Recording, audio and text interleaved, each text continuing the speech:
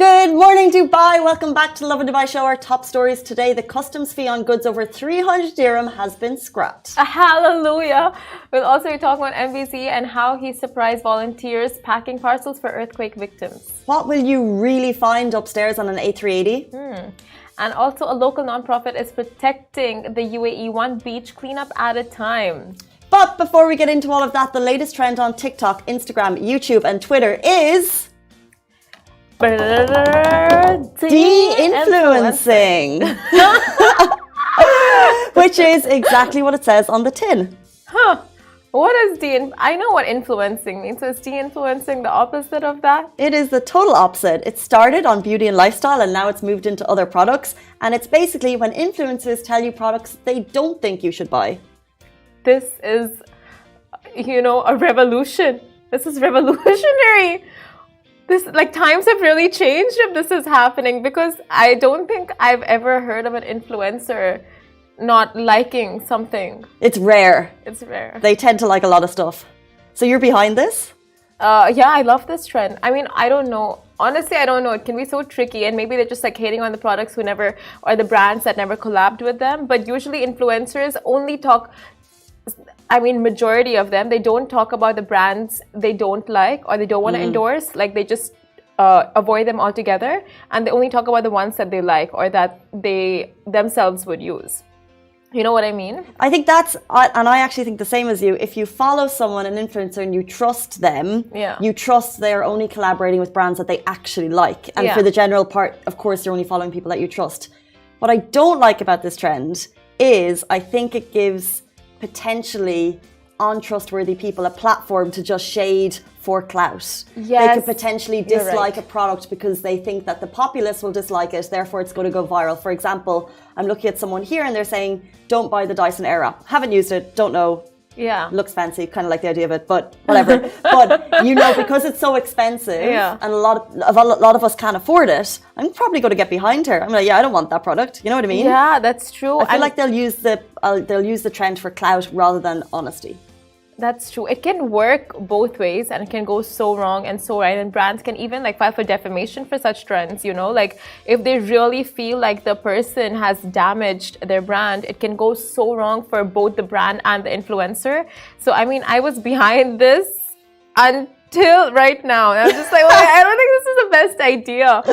Do you guys like the de-influencing trend? I think it will open up more conversations as to what they like versus what they don't like. Yeah. Because usually they'll say, I only promote stuff I actually like. Now they're going to say, here's stuff I really don't like, which I guess makes sense too. Because if you trust the stuff they like, you want to know the stuff that they don't like. Yeah, true. And now brands will be that much more cautious when doing the collabs and with their products and the marketing and all those things. So maybe it's a step in the right direction, but not in the right way. Yeah. The only people who are really heads rolling at the moment is PRs and marketers. They're running around being like, don't de-influence our product. You're meant to like everything that we share. And that's kind of going crazy right now, no? The whole influencer market, it's just we love this. And there's so many products out there in the market right now, and you just don't know what to buy, what to choose, because everything is being endorsed. So maybe in a way this is good. And like you said, brands will be that much more okay, don't de-influence us, don't hate on our products. So they'll just be more careful. I think it's a fun one. From us outsiders looking in, it's going to be a fun one to watch. Right? Speaking of things that we probably shouldn't be buying, but of course we do, the customs fee on goods over 300 dirham has been scrapped. So if you love to shop online internationally, this really affects you. So it'll be music to your ears, this new ruling. So the newly established January 1 customs fee on goods valued over 300 dirham has been suspended. So customs fees are now going to revert to their original pricing structure, according to the Cliche Times.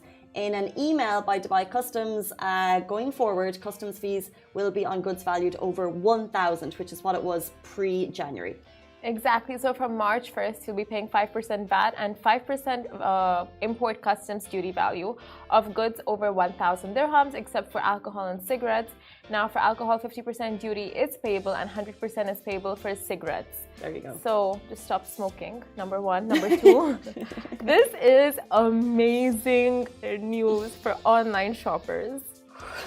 The music to Someone was listening. Someone was listening. This is the best news I've had in my life this year. And I know it sounds small, but it's actually really big. No, it is huge. This impacts our lives, our shopping, our carts, or the number of items we put in, the checkout, our bank balances, like everything. It really impacts our lives in a big way. It was brought in, and you know, we posted about this, and a number of people saying they noticed the cost. So what was happening is you'd pay your fee, and then as it was being imported, you would get another message saying this is a fee you have to pay, which I think over time it really adds up, and it would really make you question your shopping internationally. And what we'd heard in the background was a lot of international companies were actually scrambling to set up here to ensure, because that it was quite a significant amount, 5% on what you're buying, that would really make you question shopping abroad. So as they were scrambling, probably some internal conversations were had, and now it's reverting back to the 1,000 fee, which is fantastic. So it only applies on on products that are priced 1,000 dirhams and above. And before it was 300. From January to March from January 1 to March 1, 2023, it was goods over 300. Now it's gone back to the original 2022 pricing plan, which was over 1,000. The Lords have been listening. Thank you. If you ever questioned, there's a higher power. We can confirm good things can happen when you really manifest it. Anyway, we'll move on to our next story. NBC Surprises Volunteers packing parcels for earthquake victims. So this is just a beautiful, beautiful story. So a good day became a great day for these volunteers in Abu Dhabi, packing 8 parcels for earthquake victims in Syria and Turkey, when none other than the President of the UAE, His Highness Sheikh Mohammed bin Zayed Al Nahyan, dropped by to meet the volunteers. This is just phenomenal. His Highness Sheikh Mohammed, he visited the Red Crescent Center in the capital's Al-Mubadala area to support volunteers and congratulate them on their efforts for such an important humanitarian cause. And he even had time to take selfies with the volunteers. So what an incredible day for these volunteers. They were down there packing up aid. One video shows them the last parcel of the day. So, quite a tricky day. They were going out to do a good deed. And then the president of the country walks in, basically showing support, getting down in the trenches. It's just an incredible leadership, really. It's amazing. Honestly, very true. And just, MBZ doing this is no surprise. He does this so often, right? Like, he's always out there, like, just meeting children, snapping pictures, meeting the residents and visitors and citizens of Dubai and the UAE. And it's just incredible, like, the kind of example that he sets all the time. True, and this has been such an important cause that really has touched everyone's heart across the country. Everyone is, donating whatever way they could, and to show the leadership getting behind that at this time has just been amazing. Exactly. Let's jump into our next story. Twitter is asking the question, Instagram is asking the question, you've been answering the question, what will you really find upstairs on an A380? So a Twitter user wanted wrong answers only to what could be on the second level of this Dubai flight. And as expected, Twitter was giving. So the Twitter account, Dr. Lindsay Malloy, she tweeted, I have Wi-Fi on my flight. However, they won't let me up in this area. So, on the flight when you get on a big A380 and you have the paths right and left, and then you've got the fancy stairs that we've all seen, but we have not had the chance to ascend. So she's asking, what is up those stairs? Wrong answers only. So we saw a couple on Twitter and we shared this on Lovin Dubai, and the answers are quite wild. Quite wild. Let's have a look at what the answers are. Okay, so we jumped into a couple of them. Let's see, journal articles without a paywall. Like, the answers are very wild, and this is kind of what I love about them. Like, people just went off the wall. Wrong answers only. You're thinking they're going to get a little bit not suitable for work. Yeah. But they actually didn't. People are just like, Madagascar penguins. Stronger Wi-Fi. Stronger Wi-Fi. Reclining seats was one of them, right? Chairs that fully recline that don't cost extra. Wow, I mean, like, if you can go, like, you know, just imagine the best possible thing ever. People are imagining, like, reclining seats that go all the way back. Yeah, but like, of course, that's exactly what's up there. You know, like, of course that's what's up there. You would think beds. You would think massive... Someone fanning you and feeding you grapes. Yes, exactly. You would think the royalties are upstairs, or like just the VVIPs, or maybe like... people just like sipping drinks, chilling. Elvis Presley has been hiding there the whole while. That's where he is. Someone saying a paddle tennis court. You know what? I'm not even surprised that that's a thing. Yeah.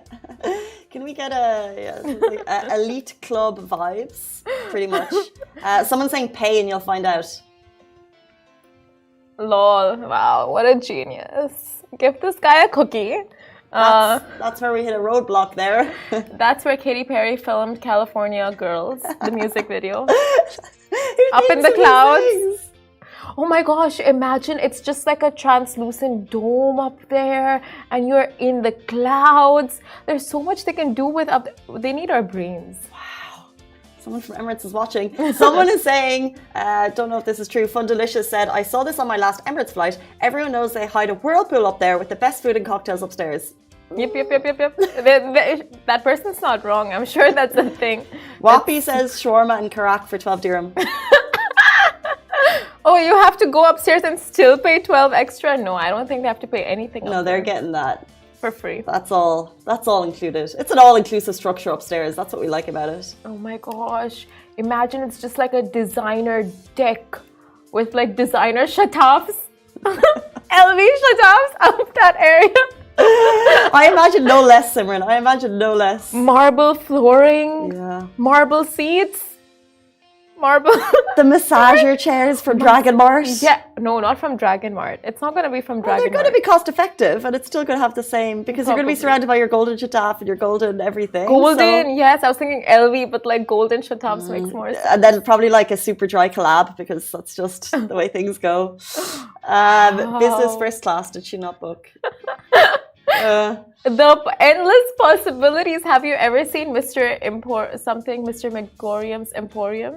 No, it's like this man who's got this magical toy store where everything comes to life. Oh. No, you've not seen the movie? Sounds magical. I feel like this is the A380 upstairs. It's like you go up and everything just comes to life, like the luggage are walking themselves.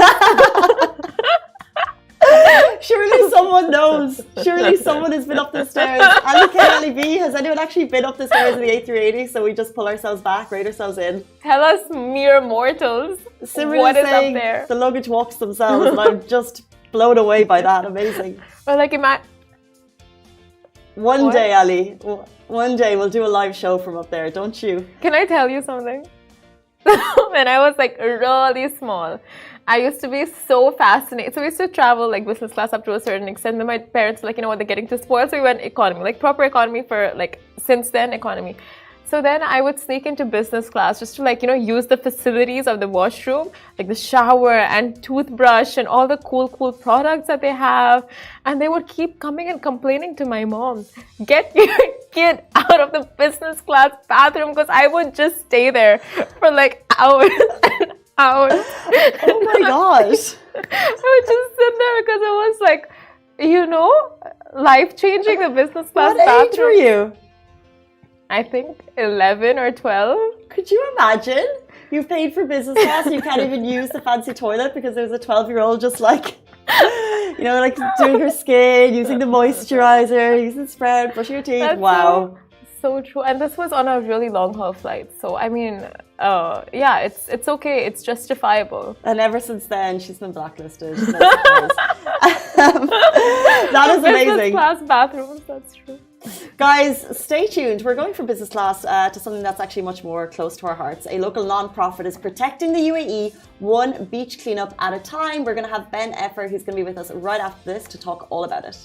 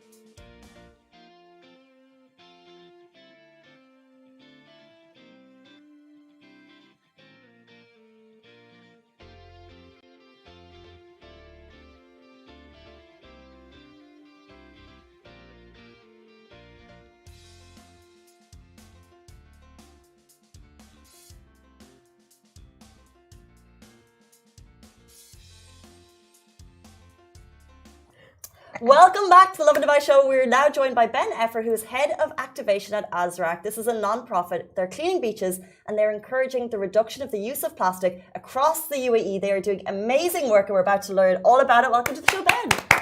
Thank you. Thank you for having me here. We're excited to have you.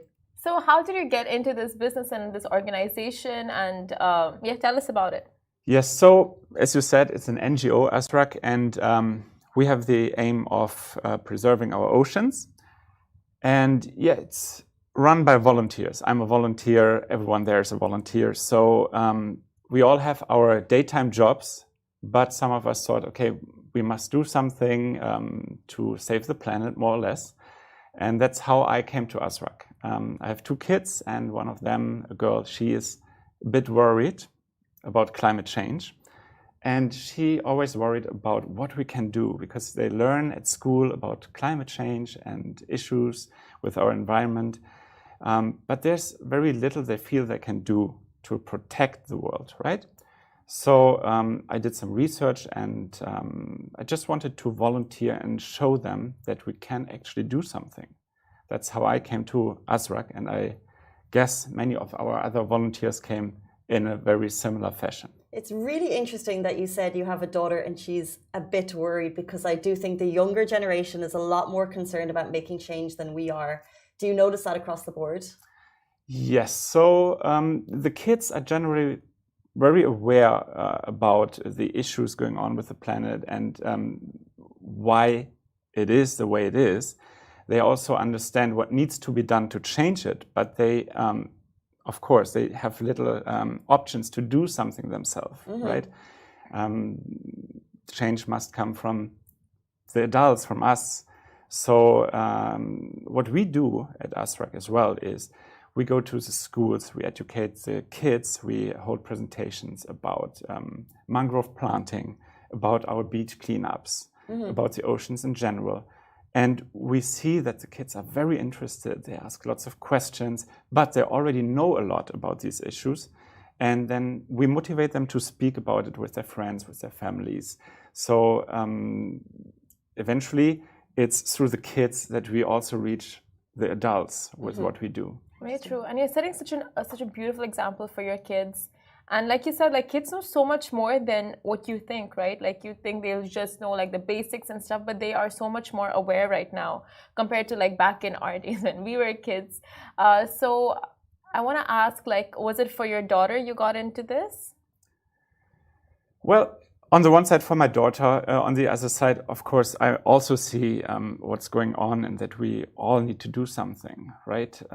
If we go to the beaches, Dubai is doing an amazing job keeping the beaches clean, but still sometimes you find cigarettes, etc. And one day we just thought we can just pick up some of them and remove them. And we do that on a regular basis, both with the kids as a small group, but also with Azraq, with the volunteers. We just meet in the mornings at one of the beautiful beaches and we pick up the debris from there. So on the one side, it's of course for my kids, but also we want to keep our country clean. We want to save the oceans. What is the significance, though, of like cleaning up the ocean and like preserving marine life? So if we imagine a beach, maybe not in the UAE, but somewhere else with a lot of debris, plastic bottles, etc. on that, it will eventually end up in the oceans when the tides come and pick it up. So what happens in the oceans with plastic bottles? They fall apart over the years into smaller plastic particles, and eventually they become microplastics, small enough for animals in the oceans to look like food. So these plastics end up in the food chain. The small fishes eat them, sharks eat the smaller fishes, and so on. And that microplastic might also end up in our drinking water, or we might eat the fish that ate the plastic before. So it is also bad for our health and for the animals in the oceans. That's why it's important to keep the beaches clean as well. Thank you for explaining that in such a clear way that can really kind of, I think, hopefully instill a sense of shock in a lot of people as to how a little bit of plastic on the beach could be something that you will soon ingest. Actually, and how we got in touch with you guys was because of the recent, there was a lot of nurdles that washed up on a beach in Dubai, and you guys were part of the cleanup process. What actually happened there? Yes, so these nurdles are just tiny plastic balls which are used in different production processes. Any items made of plastic, they are eventually, they come into being from these nurdles. And sometimes they fall from a ship or somehow end up in the ocean and then are washed ashore. And when the bags open, these small plastic balls will just float everywhere. Yeah. Mm-hmm. Oh my God. And they are not easy to pick up, right? Because they are tiny and you can only pick up one at a time. You can use buckets and sieves. There are some techniques to clean them in a better way, but still, it's a lot of work. So here in UAE, there are so many people volunteering, and that was amazing. The first morning, there were so many people at the beaches cleaning up to make sure after a couple of days that beach is clean again. And yeah, we were actually planning to go to that beach anyhow that morning, and it was a coincidence that we were there. We went again, of course, after we saw what happened there, and whatever we pick up from the beaches, we have a partner company also here in the UAE that recycles whatever we pick up. So these nurdles that we picked up that day and the days afterwards will be turned into something useful. Yeah, I was just going to ask, like, how do you dispose of the nurdles? But there you go, like, you have a partner company who helped you guys out with that. But honestly, what a disastrous situation that was. Like, so many of these tiny, tiny plastic balls washing ashore and, like, going into the waters. And this happened not just in Kite Beach, but then in multiple beaches around Dubai. So were you guys only there at Kite Beach, or did you have volunteers set across different beaches? So on that day, we were only on Sunset Beach, I think it was. Sunset. Yeah. And we are cleaning different beaches on a regular basis, but we always check with Dubai municipality ahead where we can go, because as an organization, we need to get a permit to do the cleanups, which means it takes some time up front. So did you need a permit for that? Yes. So let's say I want to go with my kids. We are a small group, 3 people. We can just go to the beach and clean up. So that is why everyone can do something to keep the beaches clean. But if we go with a bigger group, then we need to speak with Dubai municipality. And the day before the cleanup, they also, we speak with them. They tell us which beaches need cleanup. Wow. And we will always follow their guidelines for that, yeah. But so, Azrak, correct me if I'm wrong, you've done over 50 beach cleanups, but also you've had some great wins in terms of the reduction of plastic in the hospitality industry. You've done something, you've had some great initiatives. You want to talk to us about like the biggest wins that you guys have had? Yes, so of course we have the cleanups, and we collected more than a ton of marine debris from the beaches over the last 6 years. But what else we do is we try to cooperate with big companies here in the UAE to make changes in their way of thinking. So we have CSR activities as well. Together with big companies, we plant hundreds of mangrove trees along the coast of the UAE. They sponsor, for example, the presentations we hold at the schools. We also have, of course, a small shop to sell items that can replace one-use items. So we encourage people to not use one-use plastic bottles, for example, etc.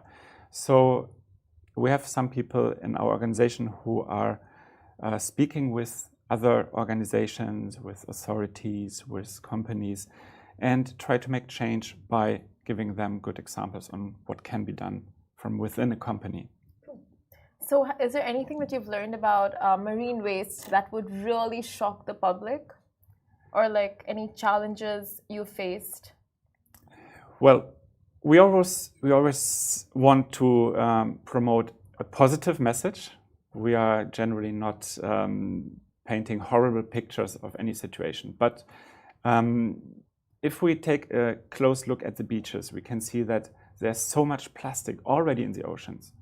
And that we really need to do something.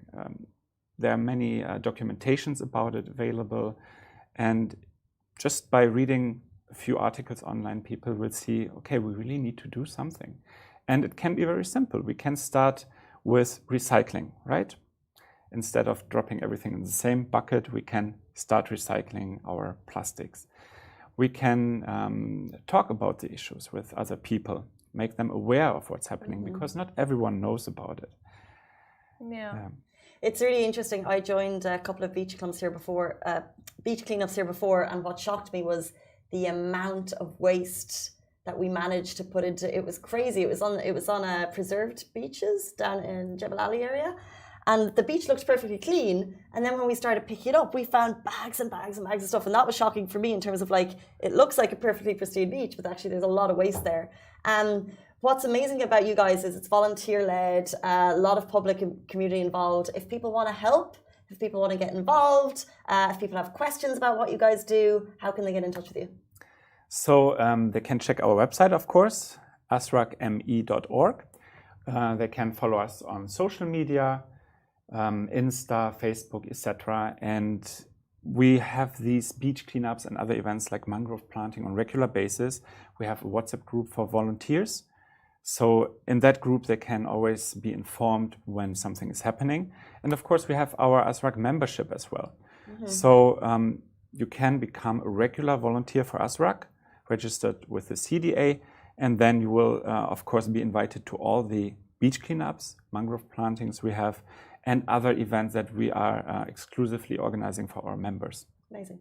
Okay, thank you so much. And do you have any message for any of the children who are looking to volunteer? Is there like an age limit for it, or any age person can? No, like my son is 5 years old. He is joining our beach cleanups on a regular basis. Great. Everyone can help. And that's the message to the kids out there. If you feel you cannot do anything against the situation you're facing, there's always something you can do. Speak with your parents. Tell them, look, there's ASRAC, they're doing the beach cleanups, please get in touch with them. And then we will arrange with your parents and hopefully see you at one of the cleanups. I love that. Anyone can help, and that's the message from ASRAC to you. That is all we have time for on the show this morning, but a massive thank you to Ben Effer for joining us this morning. We really appreciate it. And a very important message that you're sending. So thank you very much for all that you guys are doing. Thank you too for having us here, and hope to see you again. Not at all, guys. That is all we have time for on the show this morning. It's Tuesday. We're back with you on Wednesday morning, same time, same place. Goodbye from me. Goodbye from me. Bye-bye.